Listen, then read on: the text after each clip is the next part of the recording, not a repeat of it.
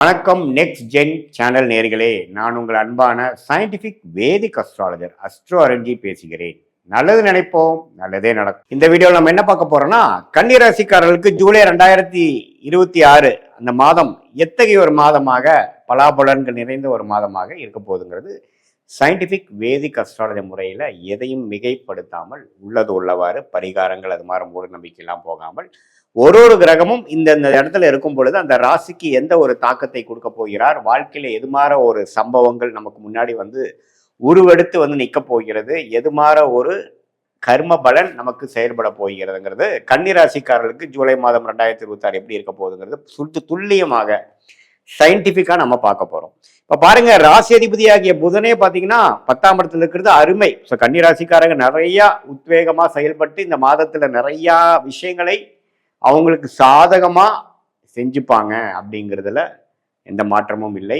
குரு 11ஆம் இடத்துல இருக்கிறாருங்கிறது மறந்துடக்கூடாது. உச்ச குருவாக இருந்து 11ஆம் இடங்கிற லாபஸ்தானத்தில் இருக்கும் பொழுது லாபங்கள் எடுக்கக்கூடிய படலம் வந்துருச்சு. இது வரைக்கும் எவ்வளவு முதலீடுகள் செய்து எவ்வளவு முயற்சிகள் செய்த மாணவர்களாக இருந்தாலும் சரி, முதலீடு செய்த தொழிலதிபர்களாக இருந்தாலும் சரி, அதிகமான வேலை இன்புட்ஸ், நிறைய ஹார்ட் ஒர்க் பண்ண வேலையில் இருக்கிற உத்தியோகஸ்தராக இருந்தாலும் சரி, அதோட ரிவார்ட்ஸ், அதோட அனுபவங்கள், அதோட பெனிஃபிட்ஸை அனுபவிக்கக்கூடிய ஒரு படலத்தில் இந்த ஜூலை மாதம் ஒரு அடிப்படையான ஒரு மாதமாக இருக்கிறதுங்கிறது நீங்கள் தெரிஞ்சுக்கணும்.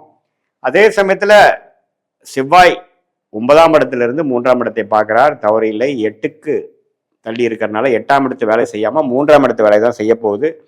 அதுவும் நல்லது. ராஜோகாதிபதி ஆகிய சுக்கிரனும் பார்த்தீங்கன்னா 11ஆம் இடத்துல இருக்க போறாரு, அப்புறம் 12ஆம் இடத்துக்கு வரப்போறாரு. இது எல்லாமே நல்லது. சனியே 7ஆம் இடத்துல இருந்து குரு பார்வை பெறுவது நல்லது. ராகு 6ல் இருக்கிறது, கேது 12 இருக்கிறது, எல்லாமே ஓரளவுக்கு அருமையான ஒரு அமைப்பாக இருக்கிறது. ஸோ கன்னிராசிக்காரர்கள் போன ஒரு வருடமாக கஷ்டப்பட்ட ஒரு அமைப்புக்கு இந்த ஜூலை மாதம், அடுத்து வரக்கூடிய 6 மாதம், அடுத்து வரக்கூடிய ஒரு வருடத்துக்கு வரக்கூடிய லாபங்களும் செய்த முயற்சிக்கு அறுவடை செய்யக்கூடிய ஒரு ஆண்டாக வரக்கூடிய ஒரு தருணத்துல ஒரு டியூரேஷன்ல இந்த ஜூலை ஒரு அடிப்படை ஃபவுண்டேஷனை அமைச்சு கொடுக்கக்கூடிய ஒரு ஸ்டார்டிங் பாயிண்டாக இருக்கக்கூடிய ஒரு மாதமாக ஜூலை மாதம் நம்ம கண்டிப்பா எடுத்துக்கலாம். ராசி அதிபதி வக்ரமாக இருந்தாலும் 10ஆம் இடத்துல ஆட்சி பலத்தோட பெரும் 4 வாரத்தில் ஆல்மோஸ்ட் 3 வாரம் அப்படி இருக்கிறது நல்லது. அதுவும் பார்த்தீங்கன்னா முதல் வாரம் 11ஆம் இடத்துல இருந்து குருவோட சேர்ந்திருக்கிறது நம்ம நல்லது. ஸோ பல விஷயங்கள், பல முயற்சிகள் நீங்கள் செய்திருக்கலாம். மார்ச், ஏப்ரல், மே, ஜூன் 2026 பல முயற்சிகள் செய்து கைக்கு வந்தது வாய்க்கு வரவில்லை அப்படிங்கிற மாதிரி அமைப்புகள் நிறைய போயிருக்கும். ஆனா இந்த மாதம் கைக்கு வந்துருச்சு சாமி அப்படிங்கிற மாதிரி ஒரு அமைப்பை கொடுக்கக்கூடியதாக இருக்கக்கூடிய கிரக அமைப்புகள் கன்னி ராசிக்காரர்களுக்கு வருகிறதுங்கிறதா நம்ம இந்த வீடியோவில் தெரிஞ்சுக்கிறோம்.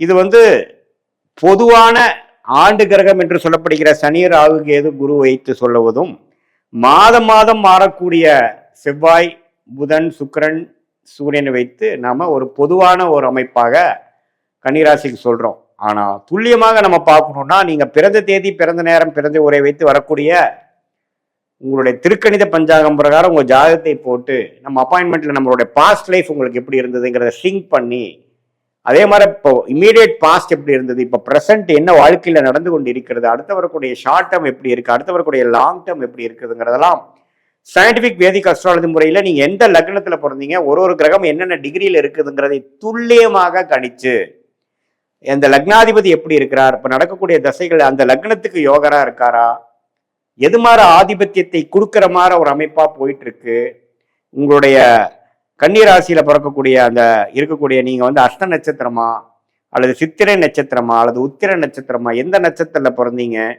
அந்த கிரக அமைப்புகள் எப்படி உங்க ஜாதகத்துல இருக்கு, ஸ்தானபலம், திக்பலம் எப்படி இருக்கு, எந்த கிரகம் யோகமான அமைப்புல இருக்கு, எந்த கிரகத்துல இருக்கக்கூடிய துறையில நீங்க போனீங்கன்னா விசேஷமா ஜெயிக்க முடியும், எளிதா ஜெயிக்க முடியும், எந்த நேரத்தில் நமக்கு நல்ல நேரம் வருது அப்படிங்கிறதெல்லாம் நம்ம சயின்டிபிக் வேதிக் அஸ்ட்ராலஜி முறையில் துல்லியமான முறையில் நம்ம பார்த்து எந்தவித மூட நம்பிக்கைகள், பரிகாரங்கள், அது மாதிரி விஷயத்துக்குள்ளெல்லாம் நம்ம போய் நம்மளுடைய நேரத்தை வீணாக்காமல் நம்ம கர்மா எப்படி செயல்படுது, நமக்கு பாஸ்ட் ஒத்து வருதா, இப்போ ப்ரெசன்ட் எப்படி இருக்கு, நம்மளுடைய சாய்ஸஸ் நமக்கு முன்னாடி என்ன இருக்கு, அதில் எந்த சாய்ஸ் எடுக்கிறது நமக்கு கரெக்டாக வருது, இது பாஸ்டோட செக் பண்ணிக்கலாம். நம்ம ஆக்சுவலாக நம்மளுடைய சயின்டிஃபிக் விதிக்கு வந்து கரெக்டாக ஒர்க் ஆகுதா, இப்படியெல்லாம் நம்ம பார்த்து அதுக்கு தகுந்த மாதிரி நீங்கள் வாழ்க்கையில் நீங்கள் எடுக்கக்கூடிய முடிவுகளை எடுத்து அதுக்கு தகுந்த மாதிரி டைம் லைன்ஸ், எந்தெந்த நேரத்தில் எது செய்ய முடியும், எந்த நேரத்தில் வேலையை மாற்றலாம், எந்த நேரத்தில் நெக்ஸ்ட் உயர்வு நமக்கு கிடைக்கும், எந்த நேரத்தில் நம்ம உள்நாட்டுக்கு போகலாம், எந்த நேரத்துக்கு வெளிநாடு வாய்ப்புகள் இருக்கு, எந்த நேரத்தில் நமக்கு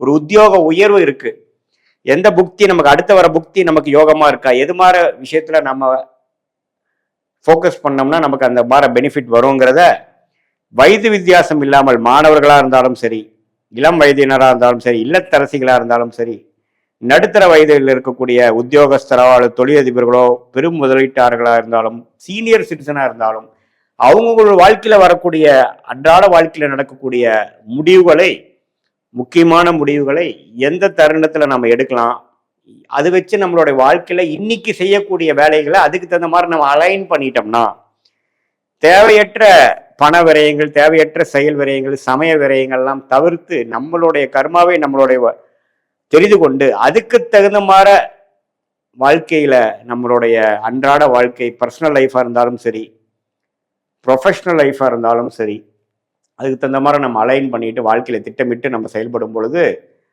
நிறையா நம்ம மிஸ்டேக்ஸ் பண்றோம், தேவையற்ற விஷயங்களை பண்ணி மாட்டிக்கிறோம். ஒரு ஒரு தப்புக்கும் நம்ம என்ன பண்ண வேண்டியதா இருக்கு, விலை கொடுக்க வேண்டியதா இருக்கு. அது என்ன மாதிரி விலை? நான் டைம் வேஸ்ட்டு 2 இயர்ஸ் என் வாழ்க்கையில் போயிடுச்சு சாமி, அல்லது இவ்வளோ பணம் நஷ்டம் ஆயிடுச்சு, இது தேவையற்ற மன உளைச்சல்லாம் போய் முடிஞ்சுது அப்படிங்கிற மாதிரி விஷயங்கள்லாம் நடக்குது இல்லைங்களா? அதெல்லாம் ஃப்யூச்சரில் நம்ம வந்து தவிர்த்து நம்மளுடைய கர்மா என்ன அப்படிங்கிறதை தெரிந்து அதுக்கு தகுந்த மாதிரி வாழ்க்கையில் நம்ம முடிவுகளை எடுத்து, அது படிப்பு விஷயமா இருந்தாலும் சரி, காதல் விஷயமா இருந்தாலும் சரி, திருமண விஷயமா இருந்தாலும் சரி, குழந்தை பேரு விஷயமா இருந்தாலும் சரி, எந்த துறை தேர்ந்தெடுக்கிறதா இருந்தாலும் சரி, வெளிநாடு உள்நாடு எது மாதிரி விஷயத்துல போகலாம், தொழிலில் போகலாமா, வேலையில போகலாமா, எப்போ நம்ம ஆரம்பிக்கலாம், அது மாதிரி விஷயங்களா இருந்தாலும் சரி, உடல்நல கோளாறுகள் எப்போ சரியாகும், எப்போ எது மாதிரி விஷயங்களை நம்ம கேர்ஃபுல்லாக இருக்கணும், எப்படி இருக்கு நம்மளுடைய குணச்சத்ரு பாவம் எப்படி இருக்கு, வம்பு வழக்குகள்லாம் எப்படி இருக்கு, அதையெல்லாம் எப்போ தீரும், நமக்கு பூர்வீக சொத்து வருமா, நம்மளுடைய பிராப்தங்கள் எப்படி இருக்கு, எந்த நேரத்தில் நம்ம வந்து டக்குன்னு நெக்ஸ்ட் லெவலுக்கு போவோம், எப்போ கடன்களை அடைப்போம் அப்படிங்கிற மாதிரி ஒரு ஒரு வயதினருக்கும் தகுந்த வாழ்க்கையில் இருக்கக்கூடிய சேலஞ்சஸ், முடிவெடுக்க முடியாத தருணங்கள், எந்தெந்த மாதிரி நேரத்தில் எது பண்றது நல்லது, நம்மளுடைய தசா புக்தி அந்தர சூக்ஷ்மத்தை எப்படி பார்க்குறோம். தசைங்கிறது வருட கணக்கில், புக்திங்கிறது 3 வருடம் 2 வருடம் அப்படிங்கிற மாதிரி, புக்தி அந்தரங்கிறது 4 மாதம் 6 மாதங்கிற மாதிரி, சூக்ஷமங்கிறது வாரக்கணக்கில்.